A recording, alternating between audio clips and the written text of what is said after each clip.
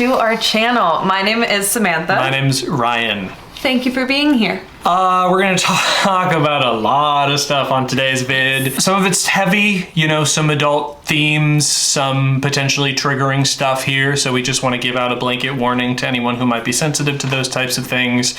We're gonna be getting into it in this video, so now's the time to click away if you're not feeling that today.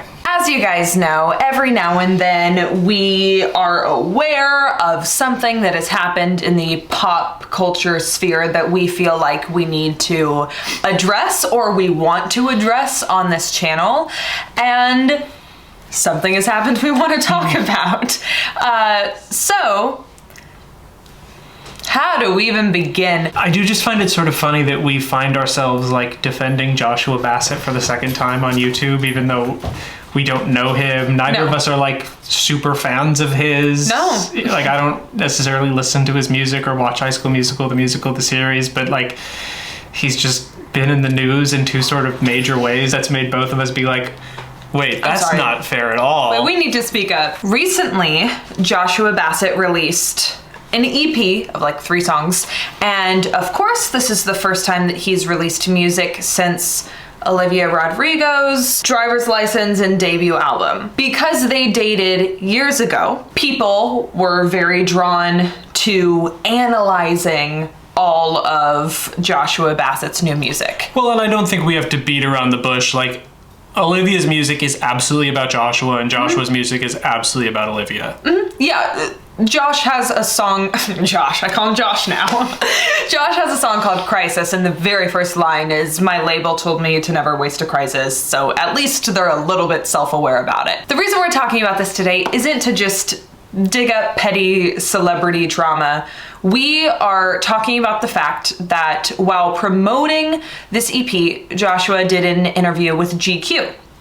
In said interview, he reveals the meaning behind one of his songs, which helped him process sexual abuse he's faced in his life. And he was very forthright about, you know, him processing an abusive relationship in his life. We can, you know, put links to the article and screenshots somewhere on the screen if you would like to pause and read more. But he very bravely decided to talk about that a little bit in this interview when speaking about this one song. Now, this is when a lot of the Olivia Rodrigo, died Joshua Bassett fans came in and decided to say some really horrible things about Joshua sharing this experience he went through.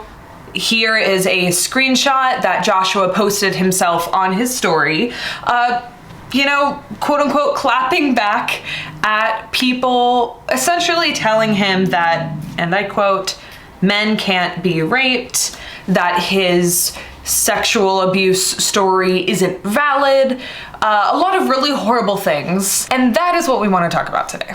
As Sam and I were talking about all this before we started this video, like it was actually sort of comical, and I think what you said was like, in another universe, Joshua Bassett and I are like best friends and sipping coffee somewhere right now. Yes, and processing everything that's... Because like,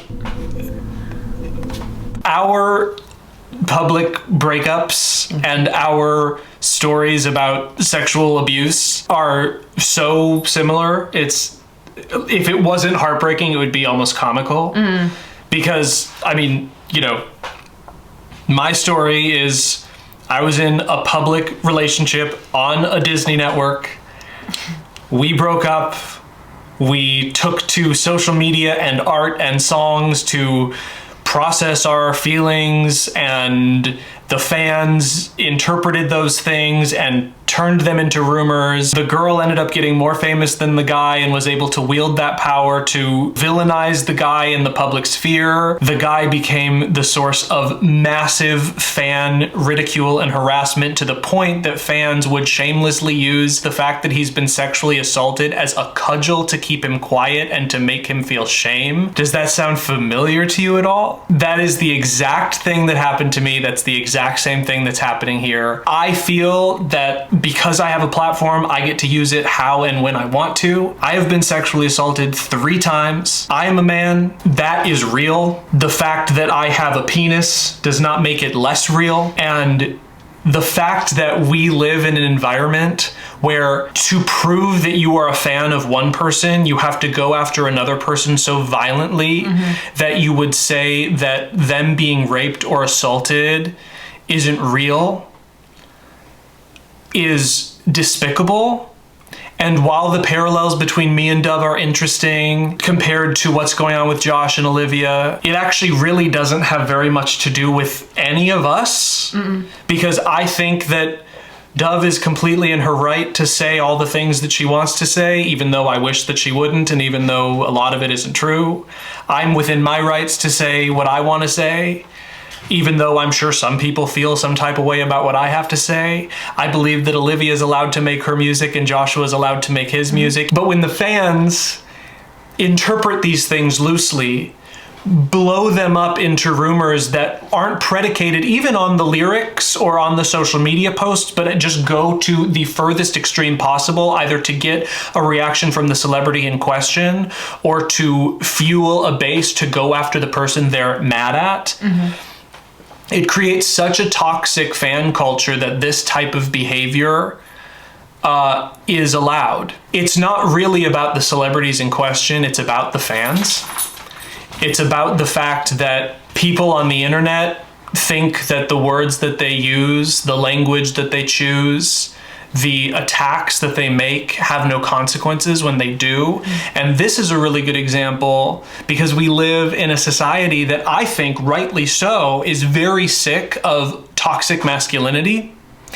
But men aren't born toxic. They learn to be toxic. And I think they learn to be toxic because when they try to be emotionally vulnerable or try to share uncomfortable, traumatic truths, they get ignored or attacked.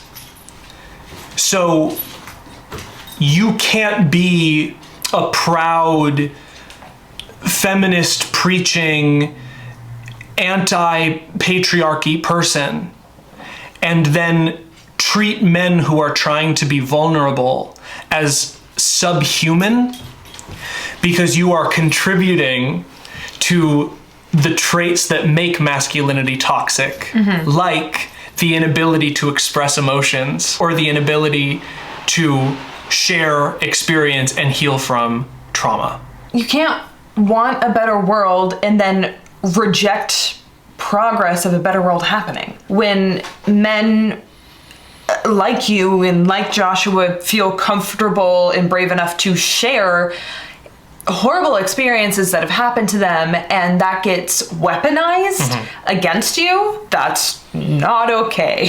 Right, and I think that there are plenty of men who have been sexually abused and who have shared that publicly and who have been praised for it.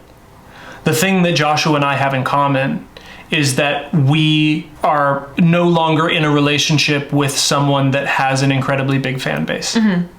And that fan base tends to be the source of targeted attacks. So in the fans' point of view, because Olivia Rodrigo is incredibly famous and because Joshua Bassett used to be with her but isn't anymore, the opinion of those fans is the fact that Joshua Bassett was sexually assaulted doesn't matter. Because either my allegiance to Olivia Rodrigo means that I am okay with terrible things happening to Joshua Bassett, or the fact that I perceive Joshua Bassett as having hurt Olivia Rodrigo means that I agree with Joshua Bassett getting hurt. Yeah, I mean, even just zooming out again on what you just said so well, thinking about it in terms of another recent, example of this is like Jake Gyllenhaal. Taylor Swift re-released All Too Well and did a 10-minute version, and now it's become a meme to wish that Jake Gyllenhaal's life gets ruined and that he dies. Right, and that's the think thing. Joshua Bassett's getting death threats. I get death threats. Like Joshua Bassett's assault is being dismissed or like is being dismissed. almost? My assault gets dismissed or weaponized. Jake Gyllenhaal is trying to be disappeared. Like I don't mean to be like insensitive or to wield a cudgel of my own, but if you, as just like a regular person not in the public eye, were to have all of your dirty laundry from your relationships aired in the public sphere and then have thousands of or millions of people attack you for the crime of no longer being with someone, your life would be decimated. It is the most painful and horrific thing, especially because when the popularity imbalance is such as it is, no matter what you say, like truth is not a thing of fact or reason. The truth is just what everyone agrees on. Little wicked quote for you. Like, if more people are fans of Dove or Olivia, then what they say is true because more people believe it, whether or not it's true. What they say or what fans just infer about anything. Correct. Like if they just happen to like them over someone else, then it's just kind of like, well, if you two are no longer together, then, and I like you more, then devil. And this isn't to say like, okay, so it should be reverse and, you know, Olivia Rodrigo. That's not what I'm saying at all, because I believe fundamentally in the freedom of speech, but literally, legally, like in the Supreme Court, freedom of speech is limited to threatening other people. They are allowed to say what they want to say, but when the dividends is then their fans threaten the target of their song that they made to make money, by the way. That's the only reason anyone's doing this, just to make money. Which is like their job. So it's fine. But you know, we have to be sort of analytical here.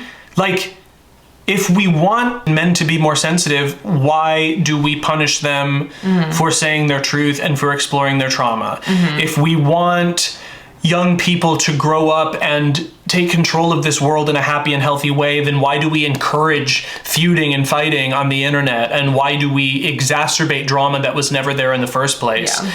I wish that Dove would have at any point come out and said, we have our disagreements, we're exes are allowed to not like each other, but saying that he should die or being glad that he got assaulted is a step too far and you guys need to cool it. I think Olivia has an opportunity to say that too. Olivia and Dove have all the rights in the world to be really mad at me and Joshua, and Taylor has all the rights in the world to be really mad at Jake Gyllenhaal. Like, people are allowed to have emotions in the same way that I don't think we should police men from trying to explore their emotions. I don't think we should police women from exploring their emotions either. But when the dividend of that is threats and using the worst things that happen to them as cudgels to silence or beat them up, that is a massive problem. And it's contributing to all of the things that we find wrong with the world, not fighting it.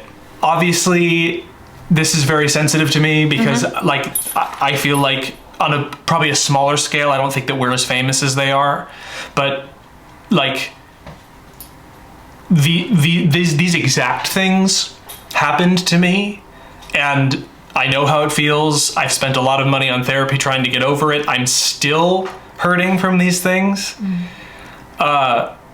So, you know, I'm sure that there will be a lot of dissenters in the comments. If this video goes viral, I'm sure I will be made into some sort of enemy because of this. And I hope that you take stock of how that happens, as I am trying to just be vulnerable about something real that happened to me, as Joshua is trying to just be real about something that happened to him. It doesn't mean that Joshua doesn't maybe suck. Maybe he did cheat on Olivia with Sabrina, and maybe that means that he sucks. I don't know. I don't know him. But and he's allowed to suck.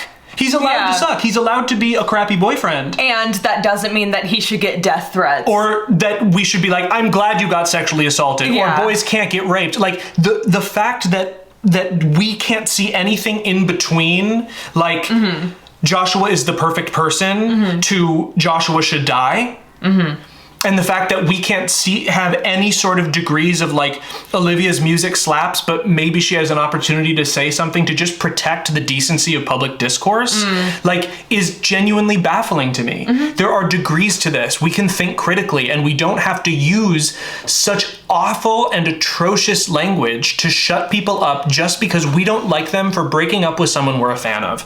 That is absolutely preposterous, sophomoric, immature, and unacceptable. And it's not really a Joshua or Olivia problem. It's a fan problem. I also think a lot of people who might not even consider themselves fans of one person or the other don't realize that in a lot of little ways they also contribute to these conversations. This message is not just for people who DM horrible things to Joshua Bassett. You can perpetuate rumors without realizing you're doing it. And so, if anything, I just think and hope that this video is a reminder for you to just pull yourself out of one, social media every now and then, and also just pull yourself out of the illusion that you know what is happening in celebrities' lives. You really don't.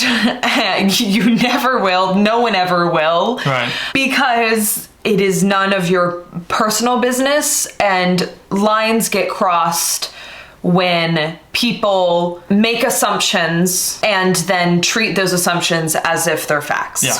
And by the way, even if every word of driver's license was true, that does not mean that Joshua Bassett should get death threats, should not be allowed to explore his sexuality, because that was the drama of a few months ago. Oh, yes. Or shouldn't be allowed to explore the fact that he was sexually assaulted. I've been sexually assaulted. I don't care who you are. I don't care where you come from. You don't get to tell me how I process that. You never do.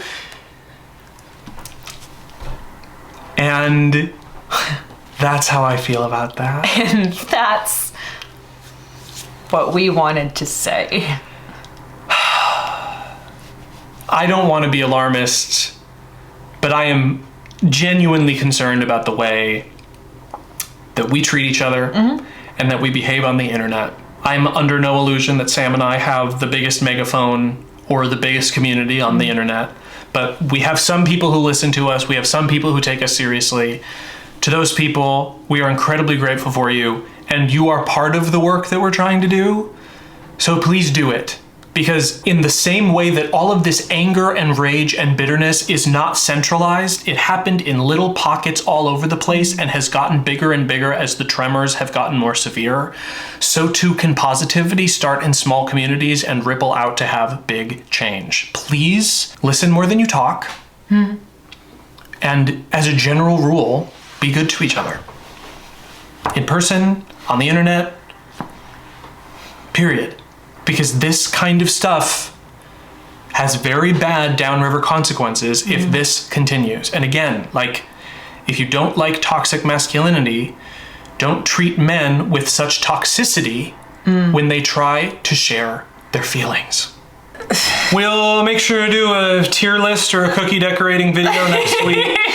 Yeah, you know, we can review Disney movies or something. What do you guys want to see? Thank you guys so much for watching this video. We love it when you guys watch these kind of videos that really resonate with us. Yeah, and matter. And the fact of the matter is, the people with the biggest megaphones probably aren't going to say these things because they're making money off the fact that these fan bases hate each other. Don't forget to like and subscribe. There's no way to end this video. We just can't. It's just, you know, thank you for watching. Like he said, be good to each other. And we'll see you guys next time, okay? Be nice to each other. Be good. Be good. Bye. Be good. Bye.